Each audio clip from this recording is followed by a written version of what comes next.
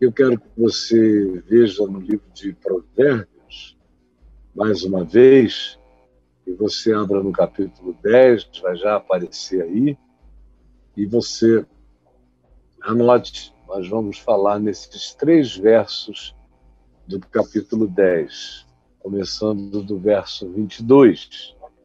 E eu quero toda a sua atenção, eu vou tentar ser breve e simples.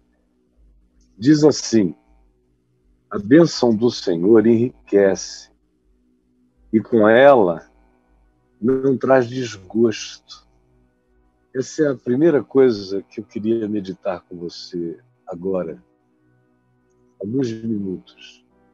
Nessa época de busca de prosperidade, prosperidade mágica, prosperidade de dízimos, de barganhas com Deus, prosperidade de aquisições, investindo supostamente em Deus, mas é numa instituição religiosa ou no bolso de alguém que é o seu bruxo cristão, que diz que põe coberturas ou tira coberturas, que abençoa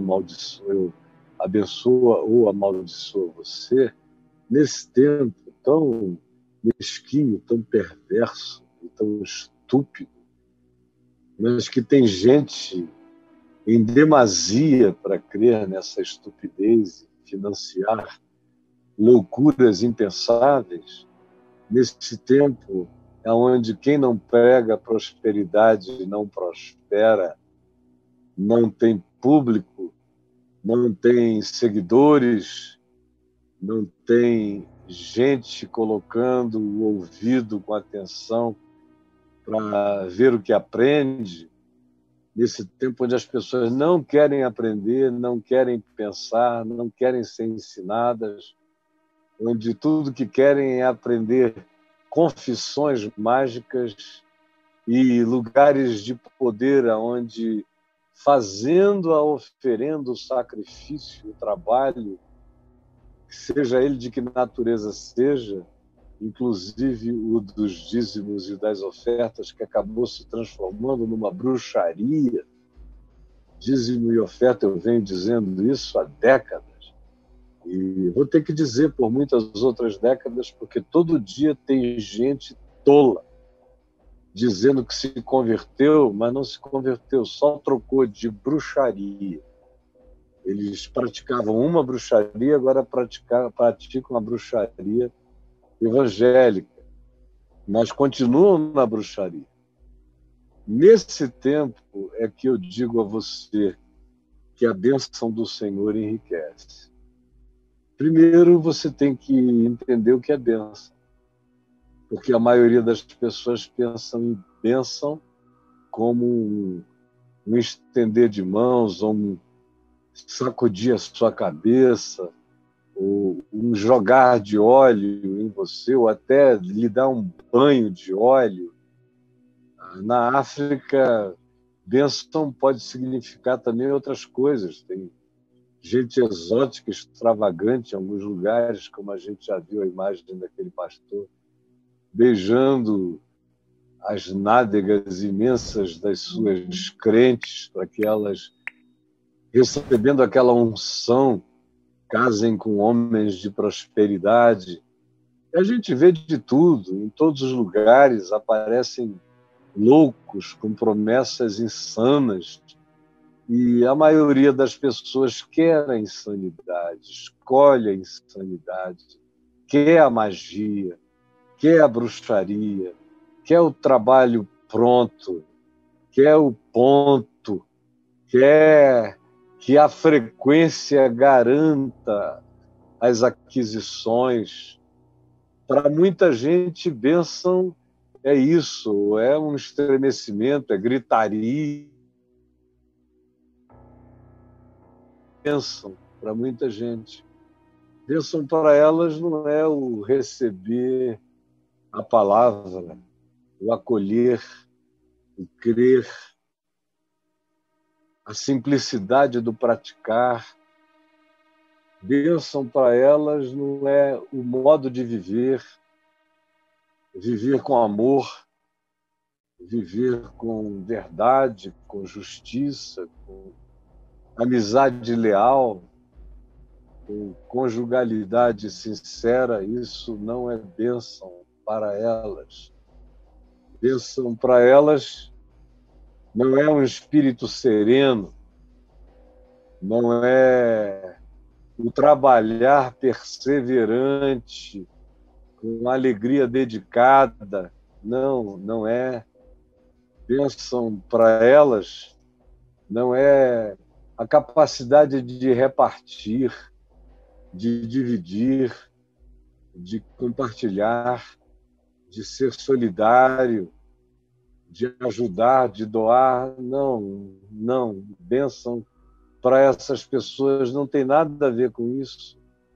Bênção para elas não é desenvolver uma mente sã, uma alma pacificada, um espírito tranquilizado pela presença e pela bondade de Deus. Não, não é, não, não é. Bênção para elas, deixa eu falar daqui para ver se... Eu não sei o que houve aí com o Braulio, mas eu estou aqui, firme e forte.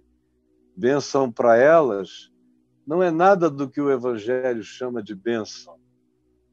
Bênção para elas tem a ver com aquilo que acontece pela via da barganha, pela via da troca, como se Deus fosse um negociante. Como eu mostro aqui no meu livro Sem Barganhas com Deus, onde a imagem do Miguel Ângelo acontece com uma nota de dólar, o homem e Deus fazendo uma troca de uma nota de dólar. Essa é uma capa que já tem mais de 20 anos e que está do mesmo jeito, desde que esse livro foi lançado, e continua tudo igual. Então, o que é bênção? E eu estou falando de uma bênção que não tem nada a ver com aquilo que vocês têm ouvido falar como bênção de Deus.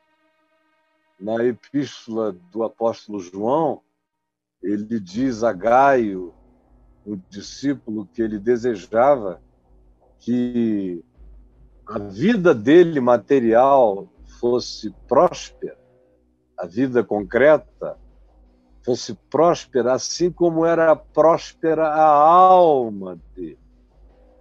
Assim como era próspera a alma dele. Ou seja, do ponto de vista do Evangelho, a prosperidade não vem de fora para dentro. Ela vai de dentro para fora. A prosperidade que vocês ouvem já tem agora 40 anos no meio cristão, nessa grande apostasia, não só no Brasil, mas no mundo inteiro, é a bênção e a prosperidade sobre a qual vocês ouvem falar, é externa. Ela é feita de casa, de carro, de dinheiro sobrando, de novas aquisições, de ostentações, de relógios e de pérolas e de pedras preciosas e de demonstrações. É feita de fora e não chega dentro, porque isso é, no máximo, a aquisição que um bicheiro consegue, que um mafioso consegue, que o traficante, então, se tem alguém próspero do ponto de vista da ostentação, são os traficantes, os milicianos, ou os grandes perversos da terra. Só que essa prosperidade do lado de fora não entra, não atinge o coração, que continua angustiado. O cara tem que gerar uma carreira para ficar com euforia, ou se encher de metanfetamina, ou de outras coisas, para ter a dose eufórica do dia. Porque conquanto alcancem tudo quanto alcançam, o coração continua oco, absolutamente vazio. Porque essa é uma prosperidade do lado de fora, mas que não entra trazendo pacificação, noites serenas, um acordar com felicidade natural, produzida pela atitude mental, pelo laboratório de químicas cerebrais que vão distribuindo bem-estar na mente, no ser. Não vem do alinhamento de mente, cérebro, mente, razão, com sentimento e emoção. Não, nunca estão alinhados. A pessoa pensa de um jeito, deseja de outro, e emocional extraordinário, numa confusão sentimental que ninguém entende. Se você conversa, você vê aquele desalinhamento total, a tortuosidade, são seres labirínticos, porque não existe aquilo que a Bíblia chama de a vida reta. A gente podia chamar de a vida alinhada, aonde mente, coração, sentimento e emoção estão sob a escolha de entregar a consciência aos princípios de Deus manifestos em Cristo Jesus no Evangelho, que são todos feitos de amor, de perdão, de bondade, de compaixão, de capacidade de olhar para a vida com esperança e olhar e projetar naquele que hoje não traz nenhum sinal de esperança, ainda a chance de que ele ou ela possam ser transformados. Meu Deus, como é que vocês foram esquecer os princípios mais simples do Evangelho? Como esse de João: eu quero que a tua vida seja próspera, como é próspera a tua alma. Eu quero que o resultado externo da tua vida seja uma projeção dessa riqueza de bondade que existe em você, de graça, de justiça, de verdade, de esperança, de perseverança, de resiliência, de tenacidade, de fé. Eu quero que seja. Ele pede que fosse assim, que viesse de dentro para fora. Tudo no Evangelho começa dentro, para se manifestar do lado de fora. Como o mal também, Jesus disse em Marcos 7, que procede do coração e contamina tudo. E há princípios e princípios que anunciam a mesma verdade. Sai do coração e contamina todos à volta.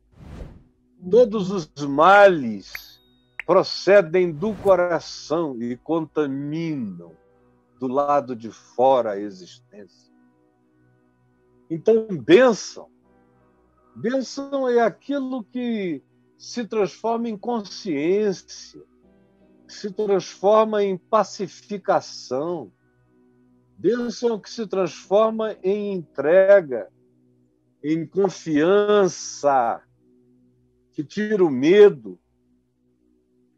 E o medo é algo que, se estiver presente, vai colocar você nessa corrida desastrada, buscando prosperidades que se materializem, porque você só consegue se sentir seguro se pegarem alguma coisa, se não for uma rocha para você pegar, você não acredita na bênção.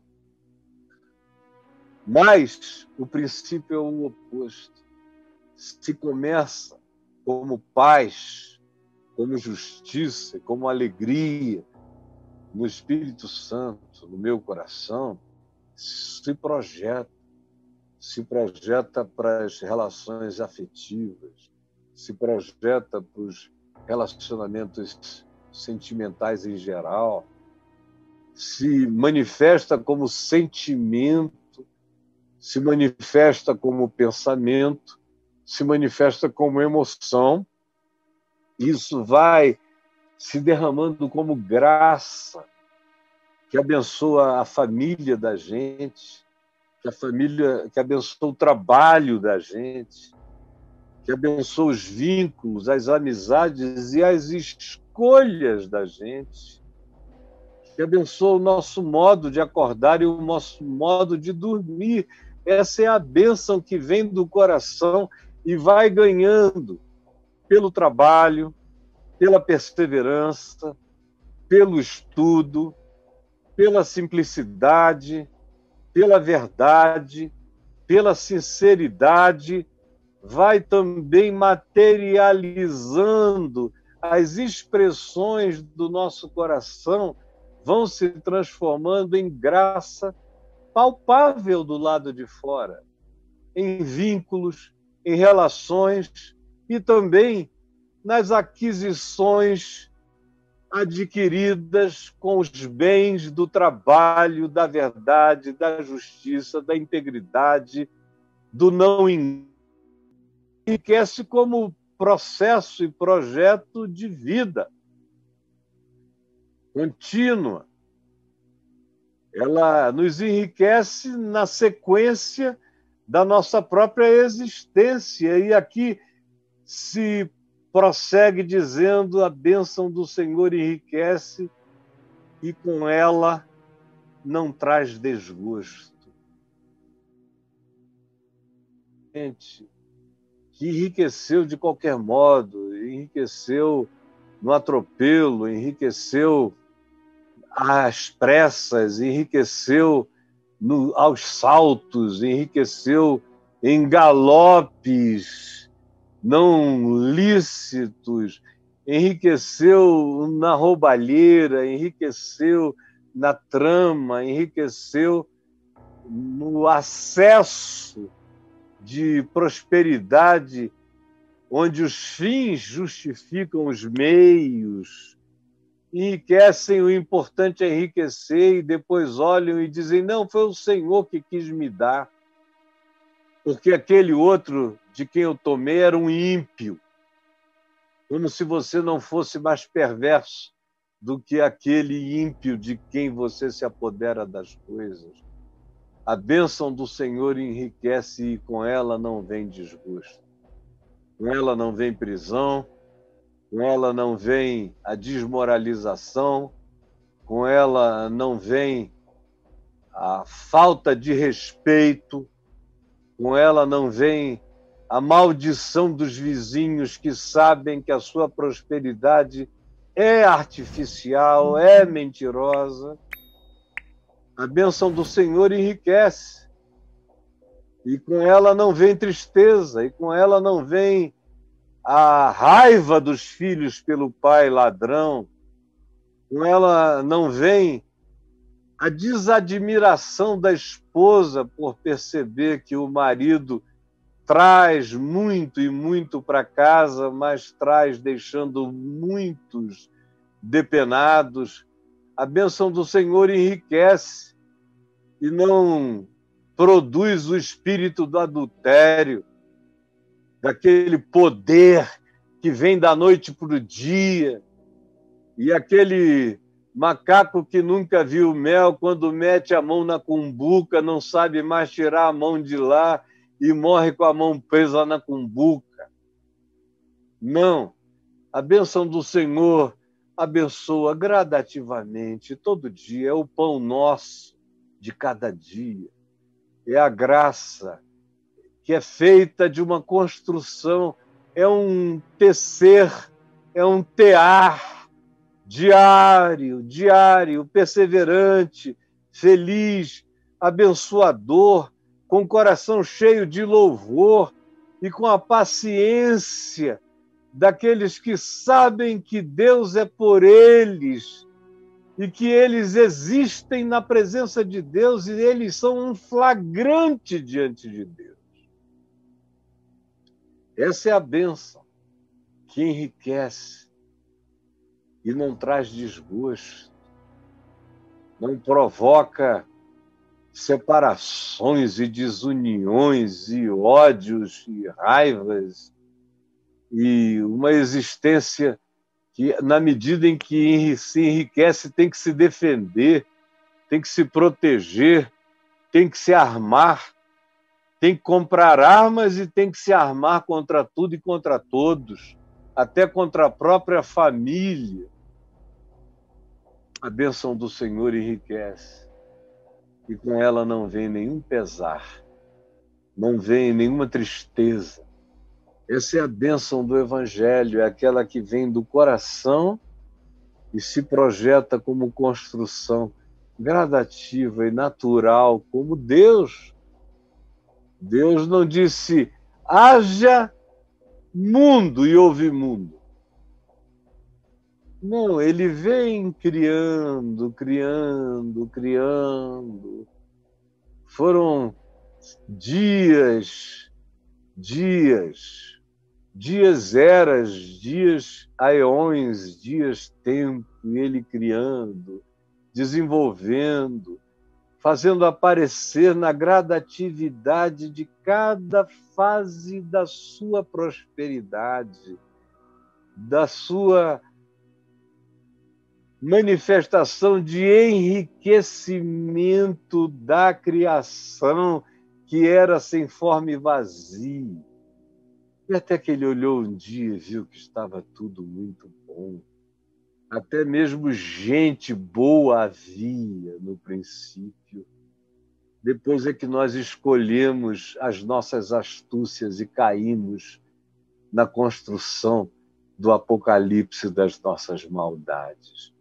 Todavia, é assim. A prosperidade humana tem que ser como a criação divina. E nela tem-se que incluir também descanso, tempo e hora para tudo. É por isso que a bênção do Senhor enriquece. E com ela não vem nenhum pesar. No fim, todo dia você olha e diz, meu Deus, obrigado, é tudo muito bom.